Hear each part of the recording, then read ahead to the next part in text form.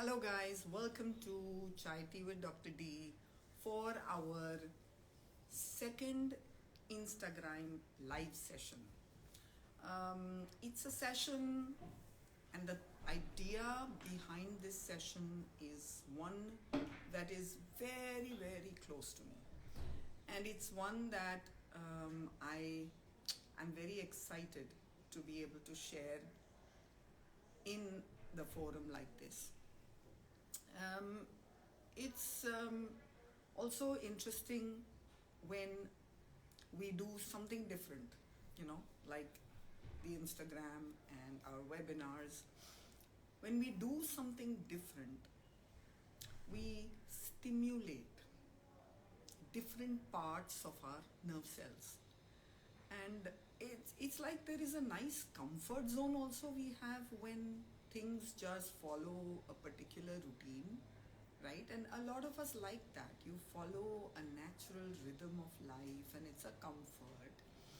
And yet when we sometimes do something different, like this Instagram, what happens is we immediately feel a rush of higher frequency vibration within our body. What happens then is that a whole new set of our neurons get activated when we do new stuff. And when these new neurons get activated, what then happens with that is it brings in more nerve cells from the brain into our usage. That actually makes us healthier. It actually makes us even live longer. So everything that we are talking about, and one of the key reasons to have this Instagram is that life, our emotions, our health, our reactions, the way our life will pan out is all controlled by parts of our brain. The problem is the whole control of that is by a part of our brain that's automatic. We don't have an ability to consciously control it. I mean, we have the ability, but that's not what we usually do. We focus on our thoughts, our life, and our actions, thinking this when we control, the thinking part of our brain will be able to control our lives. What we don't realize is that there is an entire back-end processing in a large area of the brain that we are not looking at. And really our entire body functions, our entire life that is opening up in front of us. Like you'd read many books like The Secret, etc., that tells you manifest, right? If you think of something, it will happen. But many of you will have this experience that I've thought of something so strongly, but it's not actually happening. The reason it's not happening is because you're thinking of it in one part of the brain, but another part of the brain, the one that you are not in control with, is actually doing something else entirely. So this whole Instagram and its different sessions are about bringing the awareness and consciousness to you about how this part of our brain works. It's our brain. It's not some rocket science. It's actually very simple rules and simple language. And the moment we recognize and we learn how to look at this brain, we are able to control it. So, coming and ready to start with today's session, the story of the rat.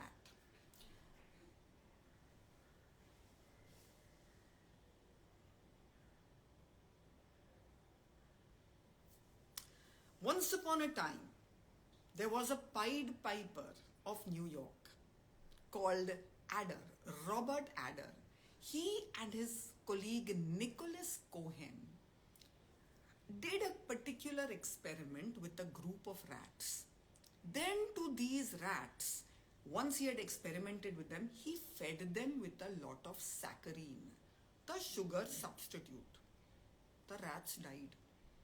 And the proportion or the quickness of the death of the rats was dependent on how much saccharine was given to them. Now you take a group of normal rats where you haven't done anything, no experiment has been done to them, and you give them saccharine, you give them sugar, nothing happens. So what happened to ADER's rats? The story began with Ivan Pavlov in Russia 50 years before this.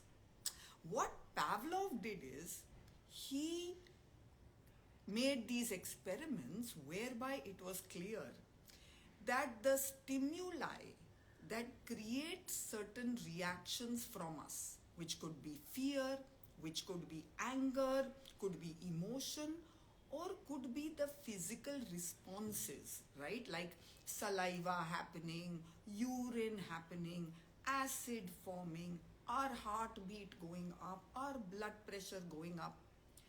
These system, which is a stimuli, which results in this, like I run, my pulse rate will go up, right? This is a natural normal stimuli. What he recognized is that if there is an object in the background, when this system is running, that object confuses our brain neurons. These neurons now undergo a recognition crisis. They can't differentiate between that original stimuli and some random thing which was in the side. I will clear this to you a little further. When applied to us, especially in our childhood, what happens is, here is this kid. Let's say he's drinking his morning milk and suddenly he is exposed to a bee, it bites him and he is afraid. 3 days later, he's again having his morning milk and the cooker CT in the kitchen goes, so again he is startled.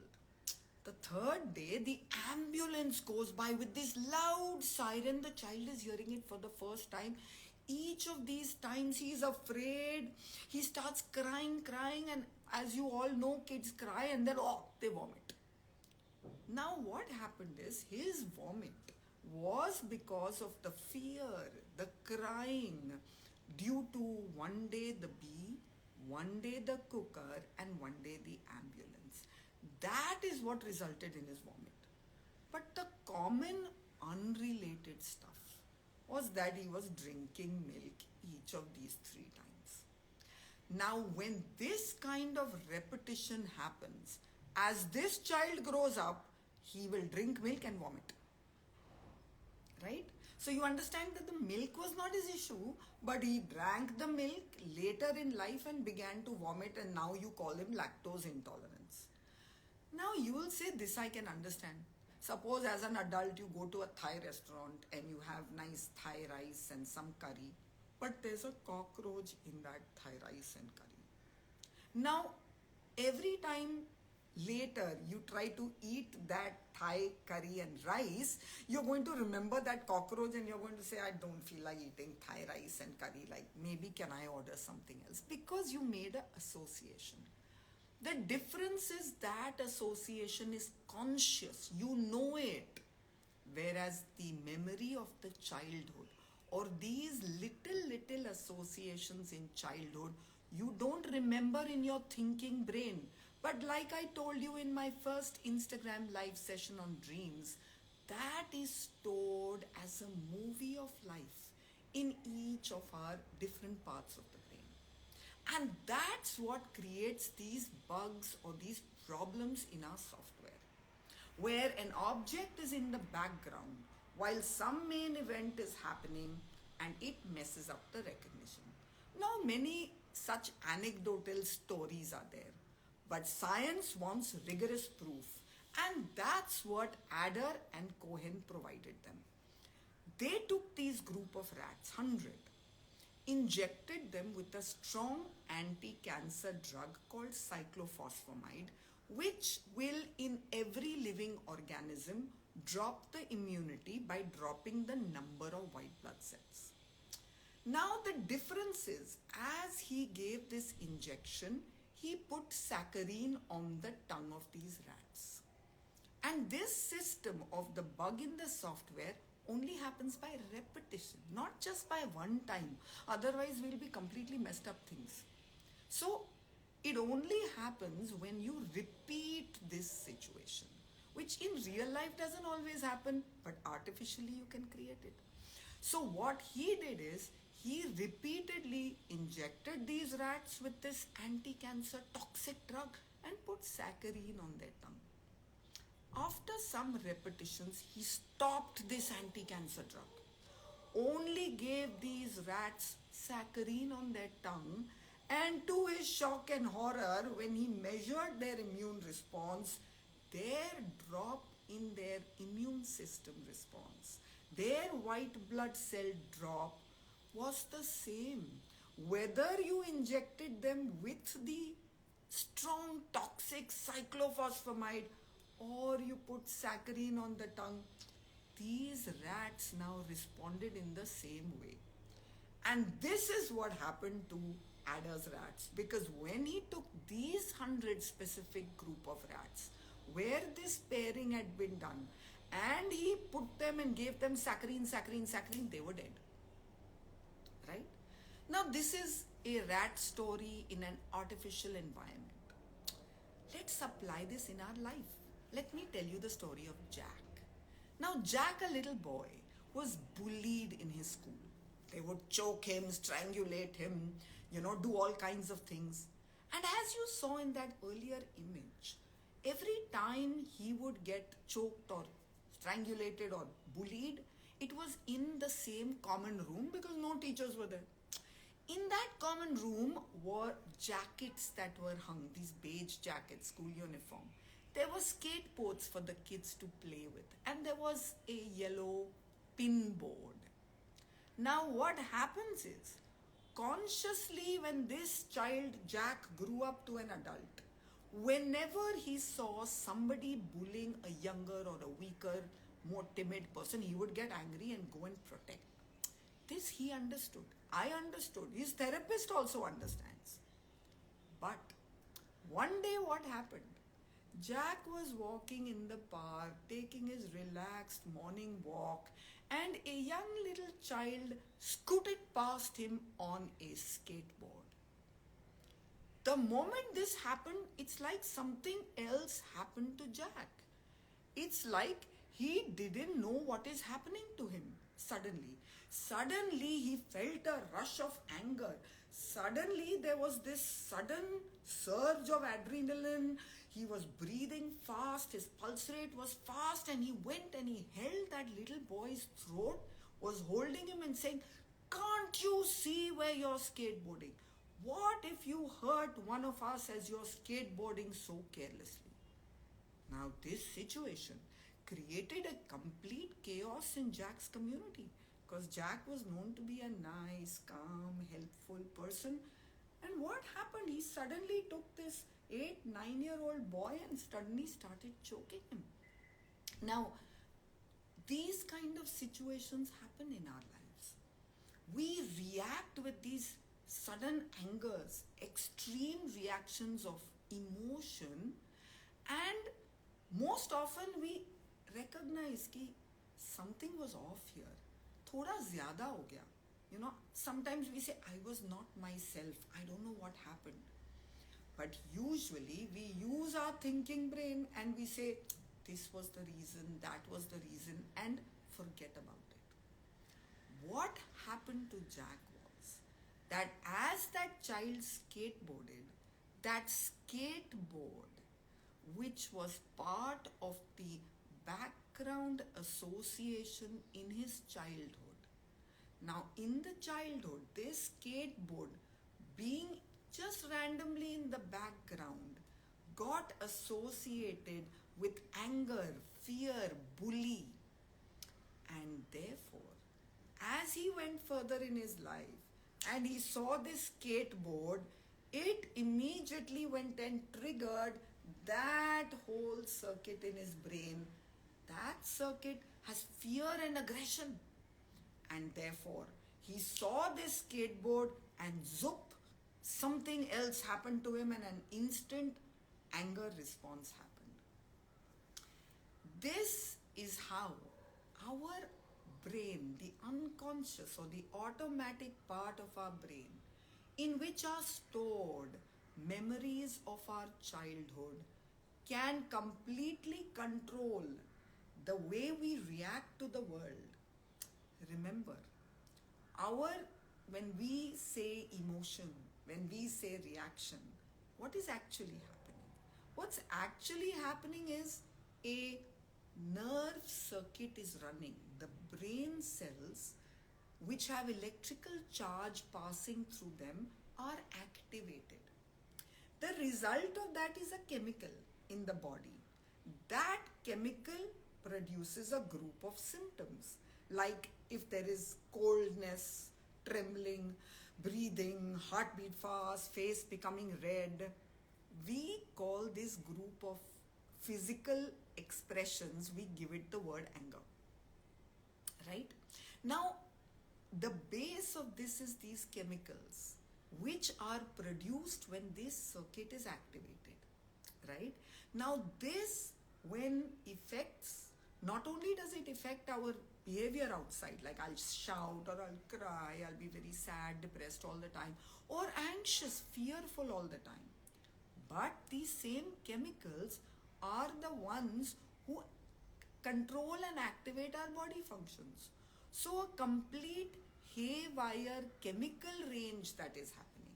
If there's total chemicals which are not supposed to happen at that time happening, they'll change not only our reactions on the outside, but the body system reactions in the inside, creating disease.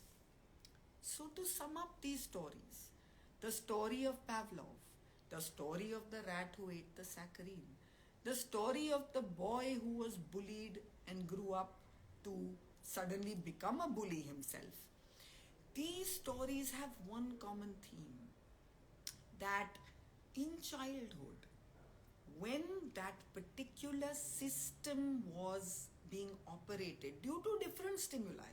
So in that child, the fear was getting activated by an actual bee bite, or by the fearful sound of a siren, or by the first time a child hearing the cooker whistle. Different stimuli which the child gets over. But the things in the background over there, if coincidentally they repeated, like the child having the milk. Now later in life, he'll not respond to the cooker siren, because that the mother, we explain, you tell the child understands that it's only a cooker. But what we didn't realize is that cup of milk that he was holding, which we weren't paying attention to because we were paying attention to the cooker, that cup of milk quietly goes and sits in that system in the automatic brain. Now later in life, every time he's drinking the milk, that milk in the movie outside matches the milk picture in the movie inside. That reel starts playing. Now that reel had milk, but it had fright and vomit. So now consciously he's not recognizing the fear, because that's not what's happening.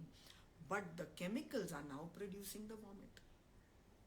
So we understand that in childhood, these images that are stored in different areas of the brain, like Instagram photos, little reels from the Instagram, they stay. They are constantly running in the theater of our brain, while another movie is playing on the outside theater.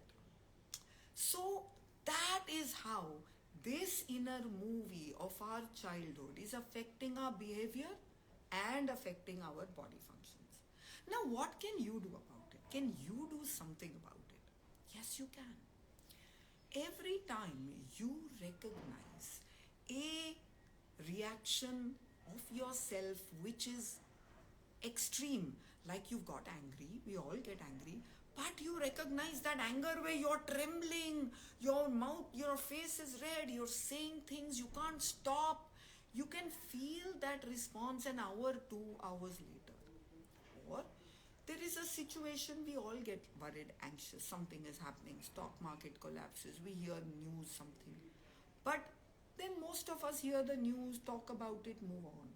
But if you cannot move on, if your mind is still working and you're still experiencing that anxiety, or worse, if there's no situation also, and yet you are experiencing that anxiety, then look around you. Don't look at those objects that your conscious brain rationally tells you कि भाई this is the cause of your anger, this is the cause of your fear. देखो ना वो आपकी मासी की health खराब थी तो naturally you will be anxious ना, मासी है, you are close to her. But इतने और लोग हैं, everybody is close to the मासी, but they are not all the time getting anxious and BP rising and pulse rate, but you are getting that. So don't listen to your conscious mind whose job is to try to give you a rational explanation and tell you कि भाई आपका anxiety ना वो health के कारण है, वो mother के health या आपके खुद के health या your मासी's health, it's responsible. Leave what seems the rational explanation. Look at that, look at the background, note the things in the background, keep that list, write it down. The next time, a month later, you again have an overreaction. This time may not be anger, maybe even crying. Suddenly, like you're crying, everybody felt sad, but you are तो crying और रोक ही नहीं सकते हो आप. मतलब सब देख रहे हैं और आप रोते ही जा रहे हो और रुक ही नहीं पा रहा है आपका. Now look around you. Don't worry about being embarrassed and stuff like that. Look around you and see what is around there. Make a note. As you do this repeatedly, you will start seeing some objects that seem to be your common triggers. Remember, they are not direct triggers, right? So I don't mean कि I had loose motions, अरे मैंने वड़ा पाव खाया, इसलिए loose motion हुआ. Or that is a direct trigger. I mean vada pav के बाजू में वो बिल्ली घूम रही थी.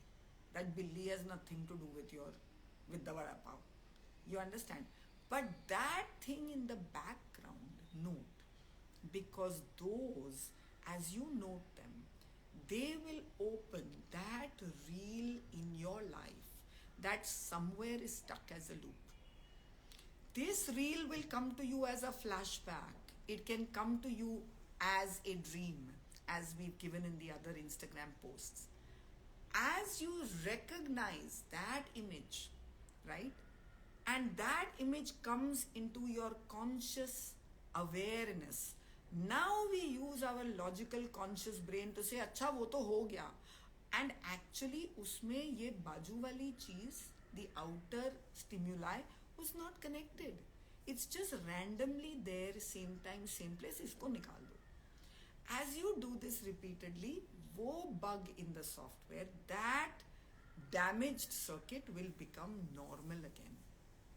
Just remember, when that visual image comes in front of you, right, you see that childhood flashback, many times you won't remember ये हुआ है क्या, right? Because the memory is an edited memory.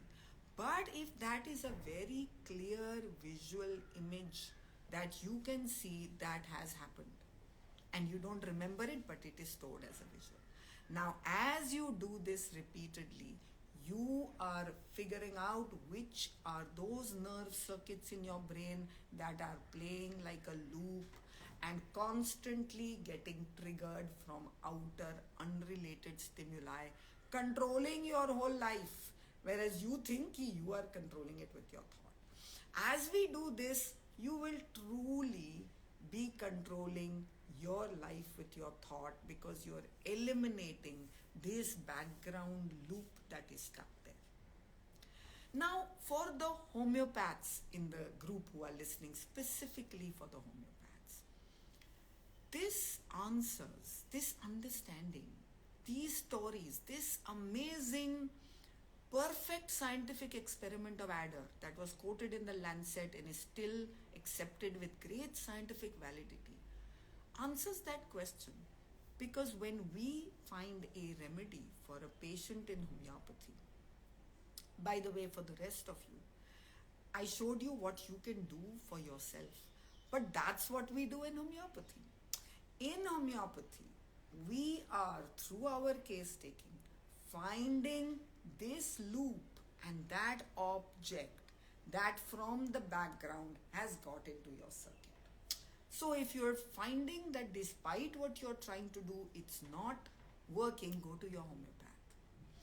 Now for the homeopaths here, often right from our school times, college times, first year, second year, we have wondered that when we find this one remedy which comes from a substance, maybe a plant, maybe a mineral product, and that mineral product and plant seems to control that person's whole life, we wonder ki wo plant ya wo mineral, what is the connection that has with the person's life? And then we are warned, don't make all these speculations because you don't know, right? It is there, it's a fact that the source of the simillimum has a connect to the person's life. But what we didn't know until when you look at this ADER's experiment, you understand that the source of the simillimum is that object in the background in childhood that was repeatedly there when some system and the chemicals were getting activated, and now that object is a bug in the software, and that loop keeps playing.